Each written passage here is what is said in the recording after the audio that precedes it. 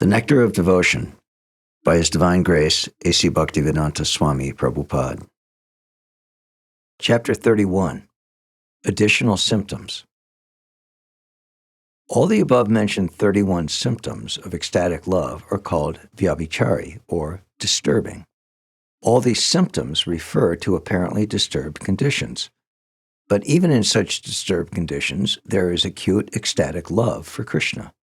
These symptoms, however, can be divided into three groups: first class, second class, and third. There are many disturbing symptoms in ecstatic love, such as envy, anxiety, pride, jealousy, conclusion, cowardliness, forgiveness, impatience, hankering, regret, doubtfulness, and impudence. These are included in the 31 conditions of ecstatic love. Srila Rupa Goswami has very nicely analyzed the different kinds of disturbing symptoms, and although it is very difficult to find the exact English equivalents for many Sanskrit words used here, his analysis will now be presented. When one becomes malicious upon seeing another's advancement of life, his state of mind is generally called envy. When one becomes frightened at seeing a lightning bolt in the sky, that fearfulness brings on anxiety. Therefore, fearfulness and anxiety may be taken as one.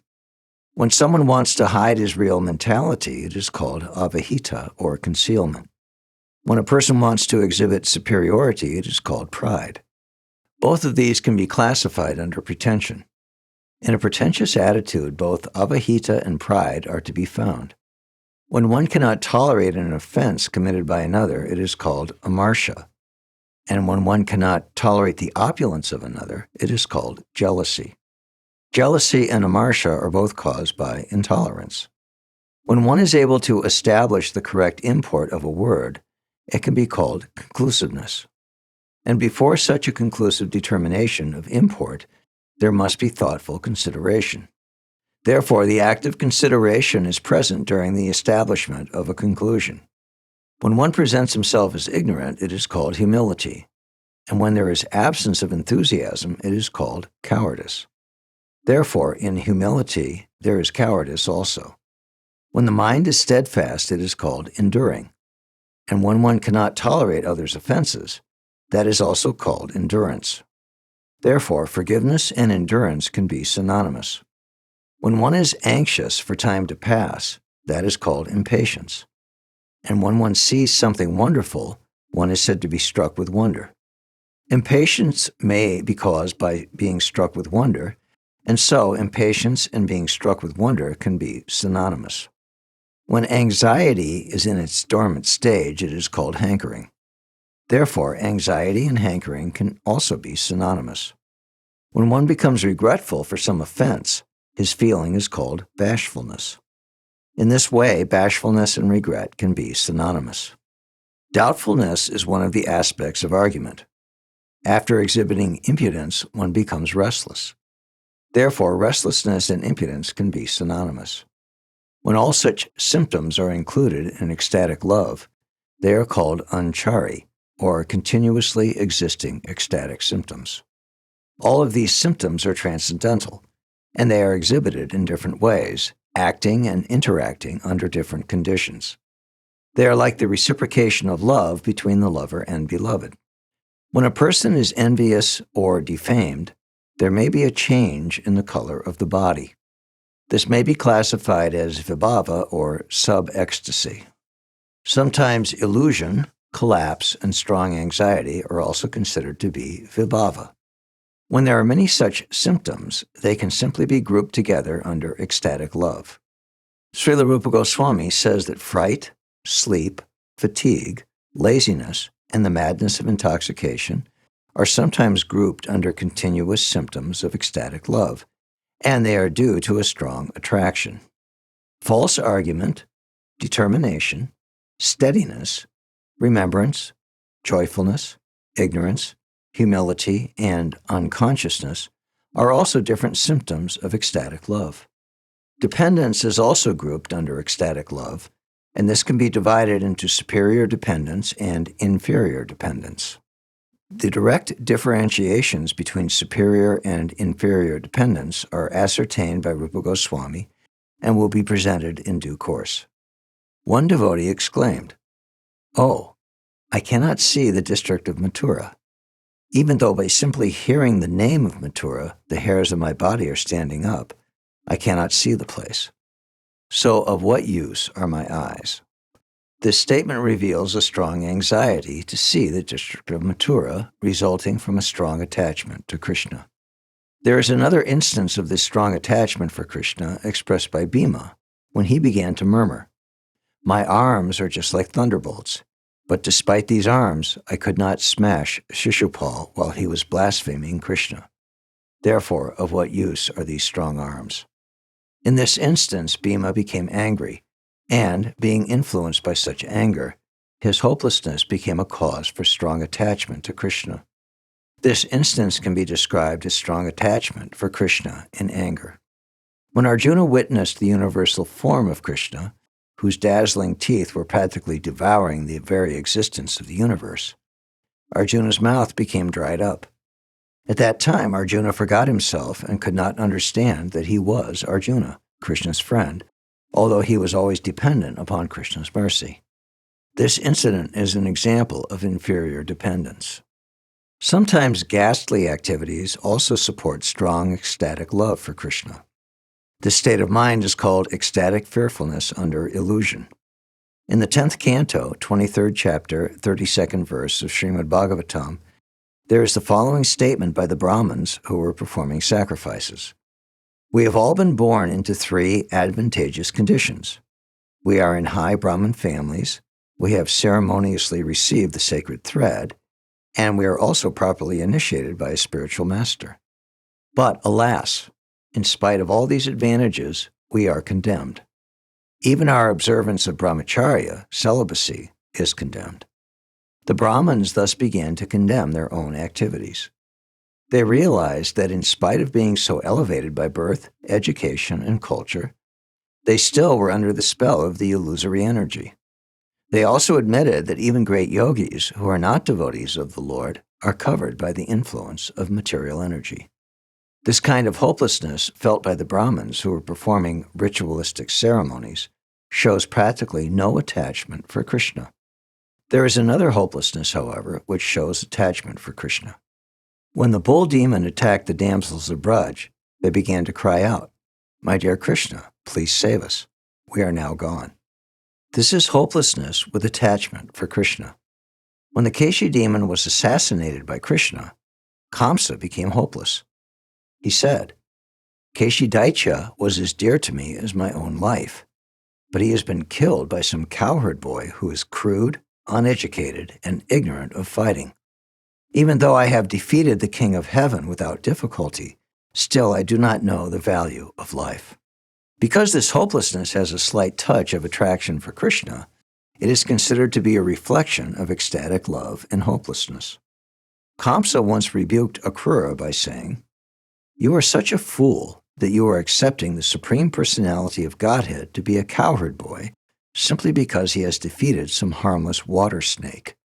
The boy may have lifted one pebble called Govardhan Hill, but what is more surprising than that is your statement that this boy is the personality of Godhead. This is an instance of a maliciously opposing element caused by hopelessness and ecstatic love for Krishna. One devotee tried to console a kadamba tree when the tree was lamenting because Krishna had not touched even its shadow. The devotee said, "My dear kadamba tree, do not be worried.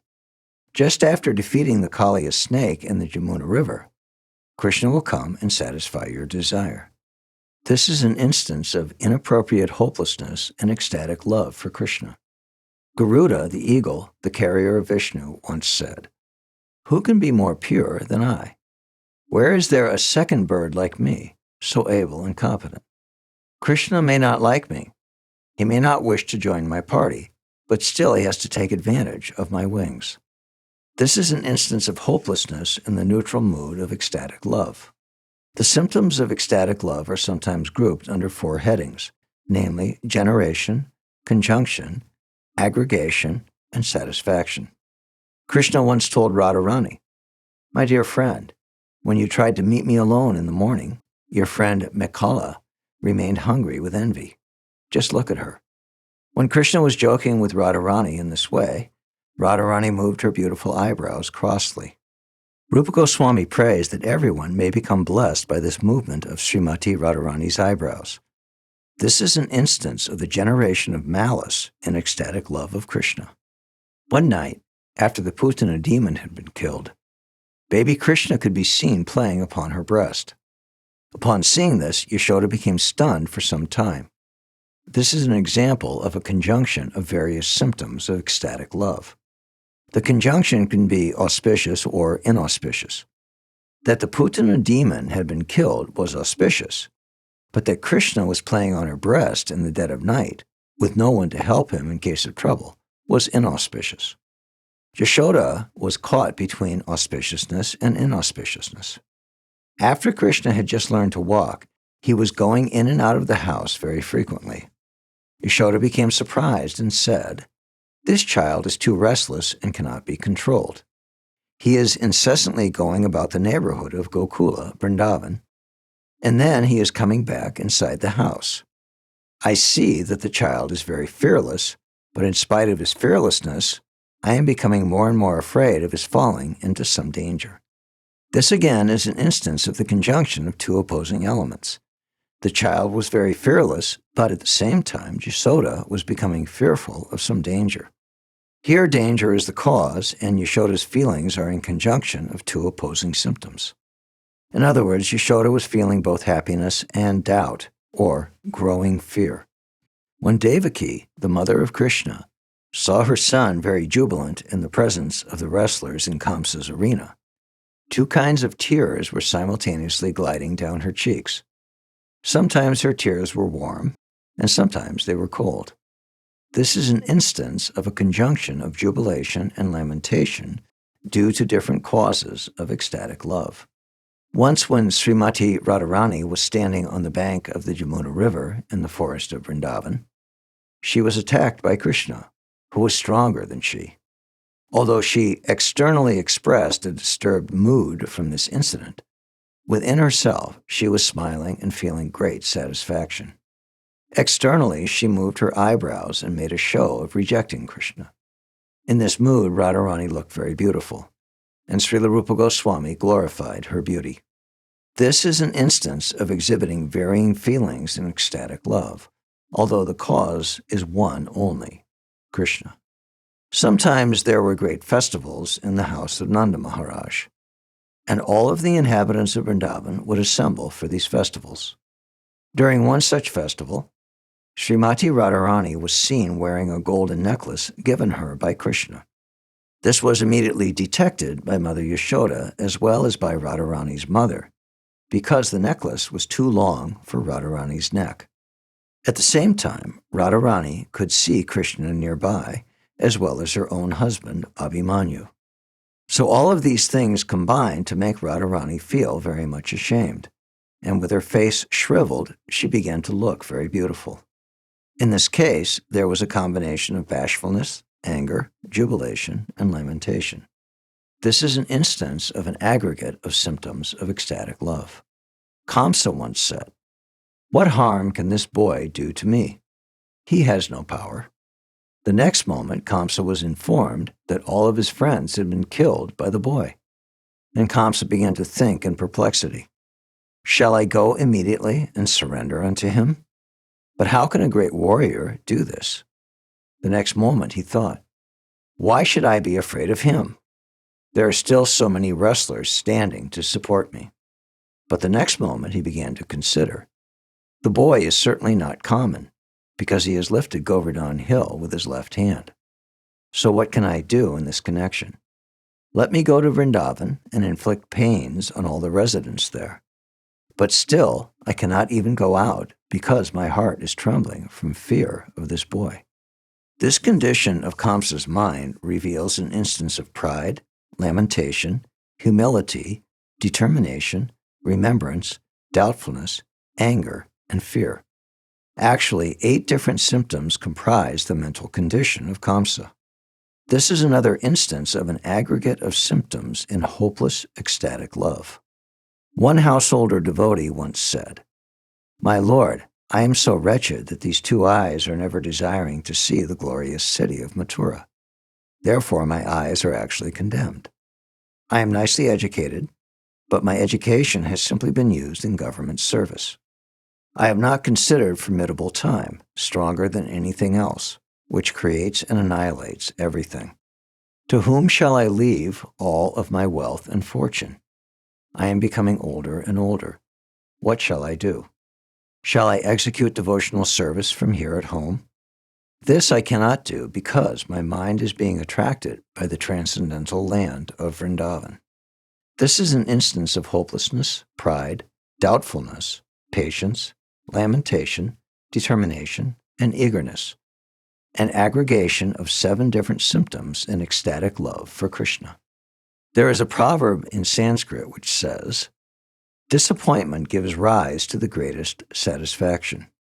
In other words, when one's sentiment or ambition becomes too great and is not fulfilled until after seemingly hopeless tribulation, that is taken as the greatest satisfaction.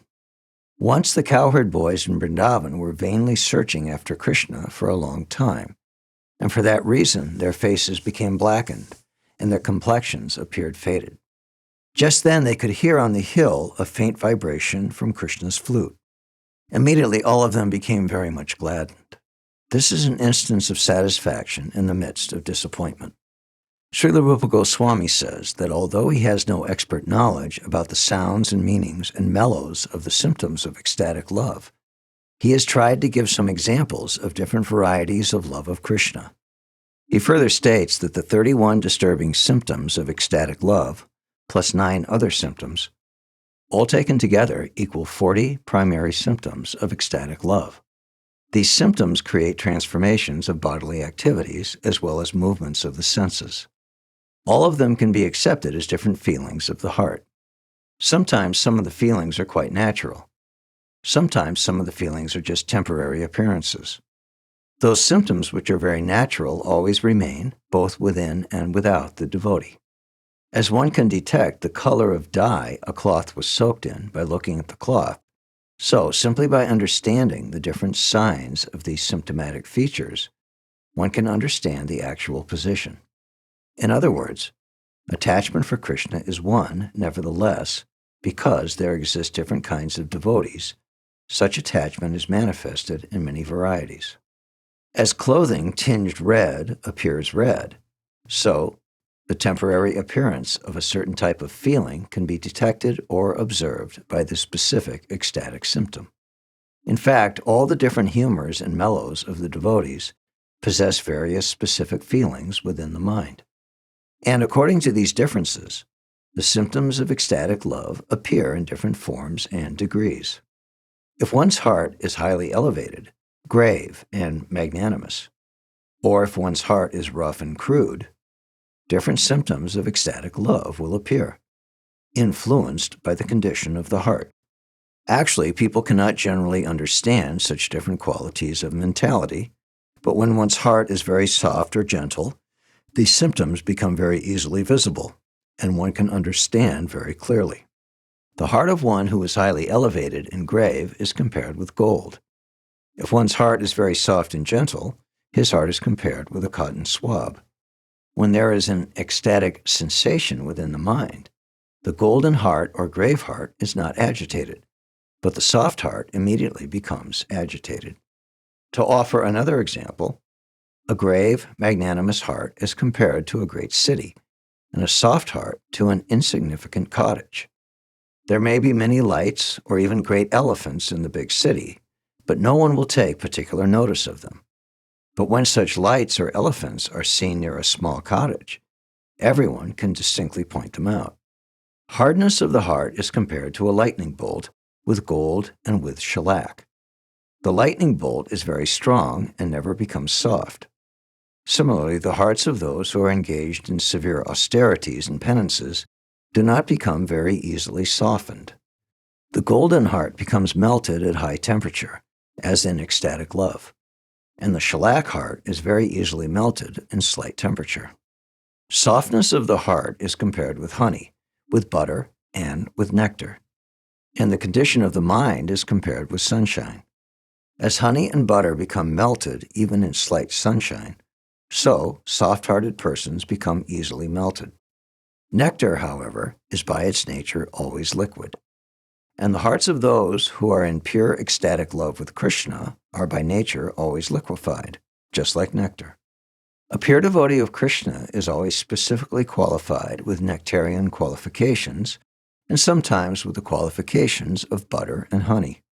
On the whole, all the different conditions of the heart mentioned above can be melted under certain circumstances, just as a hard diamond sometimes is melted by a combination of certain chemicals. In the Dhanakali Kaumudi, it is stated, when love develops in the heart of a devotee, he cannot check the transformation of his sentiments. It is just like the rising of the moon, when the ebb tide of the ocean cannot be checked. Immediately, there must be movement of high waves.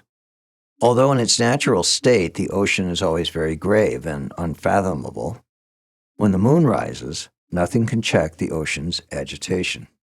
Similarly, those who are pure devotees cannot on any account check the movements of their feelings within.